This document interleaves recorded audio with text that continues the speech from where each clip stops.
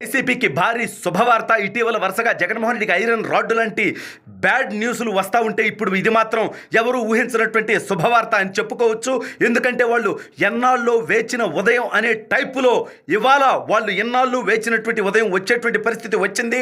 వైఎస్ఆర్ కాంగ్రెస్ పార్టీకి ఎంపీ రఘురామకృష్ణంరాజు రాజీనామాకి సిద్ధమయ్యాడు. అసలు ఇంతకీ ఎందుకు ఇతను పనిచేస్తున్నాడు, జగన్మోహన్ రెడ్డికి భయపడ్డా ఏంట కథ అనేది ఈ వీడియోలో వివరించబోయే ముందుగా ఇప్పటి వరకు మన ఛానల్ సబ్స్క్రైబ్ చేయని వాళ్ళు ఖచ్చితంగా సబ్స్క్రైబ్ చేయండి, మరో 10 మందితో చేయించండి. ఇక విషయానికి వస్తే వైఎస్ఆర్ కాంగ్రెస్ పార్టీకి గత 4 సంవత్సరాలుగా రంకు మొగుడ్లా తగులుకొని అనునిత్యం జగన్మోహన్ రెడ్డి ప్రభుత్వం చేసేటువంటి తప్పులు, అరాచకాలు, అవినీతి, దుర్మార్గాలు, దోపిడీల మీద నిత్యం ఒక రకంగా ఎక్కి దిగుతూ జగన్మోహన్ రెడ్డికి నిద్రలేని రాత్రులు ఇచ్చి తాడేపల్లి కోటలో ఎన్నో టీవీలు పగలటానికి కారణమయ్యి చివరికి భారతదేశ చరిత్రలో మొట్టమొదటిసారి ఒక మెంబర్ ఆఫ్ పార్లమెంట్ని అరెస్టు చేసి అత్యంత పాశవికంగా థర్డ్ డిగ్రీ ప్రయోగించినటువంటి నీచమైనటువంటి దౌర్భాగ్యానికి దిగజారాడు జగన్మోహన్ రెడ్డి. రఘురామకృష్ణంరాజు గారు దించేటువంటి రాడ్లు తట్టుకోలేక రఘురామకృష్ణంరాజు గారు ఎప్పుడైనా తప్పు మాట్లాడారా, తప్పు చేశారా అంటే ఇంతవరకు లేనే లేదు.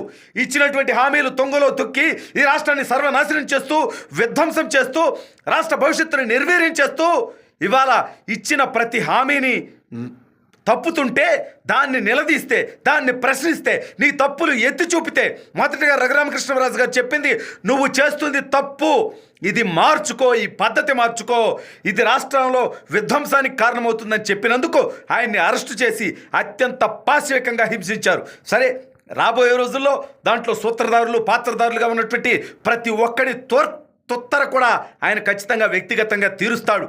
ఆయనే కాదు, ఆయన తర్వాత నాలాంటి వాళ్ళని అనేక మంది ప్రశ్నించే గొంతుకుల్ని అరెస్టు చేసి థర్డ్ డిగ్రీ ప్రయోగించారు, శారీరకంగా హింసించారు.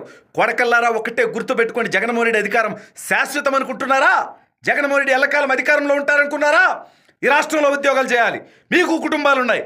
తప్పుడు పనుల్లో కులం కోసమో, మతం కోసమో, డబ్బు కోసమో, ప్రలోభాల కోసమో, ప్రమోషన్ల కోసమో తప్పుడు పనులు చేసిన ఏ ఒక్కడిని వదిలిపెట్టే సమస్య లేదు. అయితే వైఎస్ఆర్ కాంగ్రెస్ పార్టీ రఘురామకృష్ణంరాజు గారిని ఇంతవరకు సస్పెండ్ చేయాల. అంత నీచ నికృష్టమైనటువంటి పరిస్థితి జగన్మోహన్ రెడ్డిది. అతన్ని అనునిత్యం ఎక్కి దిగుతున్నప్పటికీ రఘురామకృష్ణంరాజు గారి మీద చర్యలు తీసుకోలేకపోయాడు.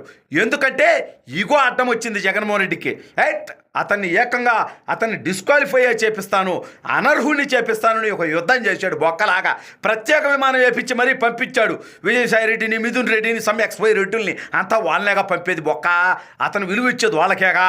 ఎస్సీ నా బీసీ నా మైనారిటీలు అంటారు, కానీ వాళ్ళంతా ఇంటి బయట, గుమ్మం బయట నిలబడాల్సిందే తప్ప ఒక్కడ కూడా ఇంట్లోకి ఎంట్రీ లేదు కదా ఎస్సీలకి, బీసీలకి, మైనారిటీలకి జగన్మోహన్ రెడ్డి దగ్గర. అయితే వాళ్ళు ఏమీ పీక్కలేకపోయారు 4 సంవత్సరాలు అయినప్పటికీ. కానీ రఘురామకృష్ణరాజు గారు దమ్ముగా ఒక స్టేట్మెంట్ ఇచ్చారు, ఈ దిక్కుమాలినటువంటి పార్టీకి నేను ఇక రాజీనామా చేస్తున్నాను, ఈ పార్టీని నేను వదిలేస్తున్నాను. కూటమి అభ్యర్థిగా అంటే తెలుగుదేశం, జనసేన, భారతీయ జనతా పార్టీ 3 పార్టీలు కలిసి ఏదైతే కూటమిగా ఏర్పడతా ఉన్నారో ఆ కూటమి అభ్యర్థిగా నేను ఎంపీగా పోటీ చేస్తాను, ఈ దిక్కుమాలిన పార్టీలో ఇక ఉండను అని చెప్పాడు. ఎందుకంటే జగన్మోహన్ రెడ్డికి ఆప్షన్ లేదు ఇక్కడ. జగన్మోహన్ రెడ్డి అతన్ని సస్పెండ్ చేయలా.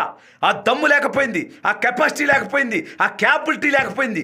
అంటే ఇతను డిస్క్వాలిఫై చేపిస్తా, నేను సస్పెండ్ చేపిస్తే ఇతను ఫ్రీ బర్డ్ అయిపోతాడు, ఇంకా ఎక్కి దిగుతాడని భయపడ్డాడు. కానీ ఏం పీకావు?